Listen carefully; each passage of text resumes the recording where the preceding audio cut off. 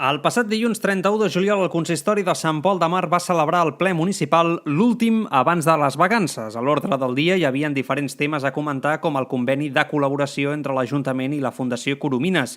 La regidora de Cultura, Marta Romà, va explicar que el conveni consistia en l'ús de l'edifici del carrer Consolat de Mar i la venda d'aquest, corresponent a l'any 2017. Les condicions es repetien respecte als altres anys i tots els grups municipals hi van votar finalment a favor. Pel que fa a les mocions, cal destacar la de Ciudades Libres de CO2, una moció que vol incloure les ordenances sistemes per garantir la reducció de les emissions, la utilització de bicicletes i vehicles elèctrics, així com punts de càrrega per a aquests últims en els carrers de la població, entre d'altres qüestions. L'alcaldessa Montserrat Garrido va explicar el que està fent el consistori al respecte.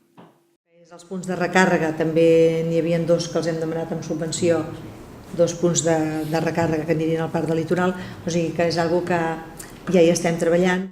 Al torn de pregs i preguntes, el grup d'Esquerra va agafar la iniciativa amb Albert Zanca com a portaveu, que va qüestionar diferents temes, un dels més destacats, la festa major. Va comentar la problemàtica amb el vandalisme al voltant de l'envelat i la durada de les activitats a la carpa. El regidor de festes, Robert Garcia, li va contestar. Un espai que ja tens muntat. Optimitzar. Sí, perquè si passàvem els vins, com vam fer l'altre any a la plaça de la Punta, que ja ho havíem canviat, perquè els vins s'havien coincidit, els vins, el country i tal, i eren masses coses el mateix dia. Ara hem intentat que hi hagin coses cada cap de setmana.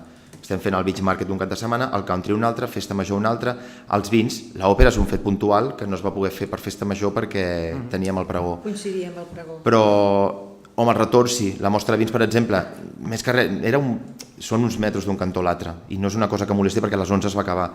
La mostra de vins ens ha anat millor, hi ha hagut una venda d'etiquets d'un 18% més de venda d'etiquet, llavors sí. I els comerços del poble que hi van participar, que són els del menjar, ja et dic jo que 3 o 4 van acabar-ho tot.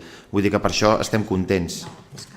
També el grup d'Esquerra va demanar aclariments sobre les zones d'aparcament de color taronja, un pla pilot impulsat per l'Ajuntament. El regidor de Serveis Municipals, Ferran Xumetra, en va explicar els motius.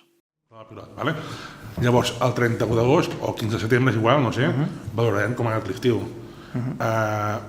Veiem que a l'hivern hi ha 5 partits buits, potser per parlar del tema llavors ja. Val?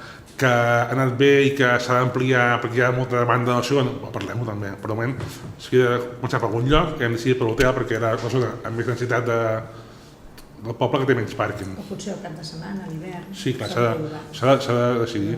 Una prova pilot que durarà tot l'estiu i veure com funciona la cosa. Sí, a setembre es farà una valoració i es decidirà si continua o no continua.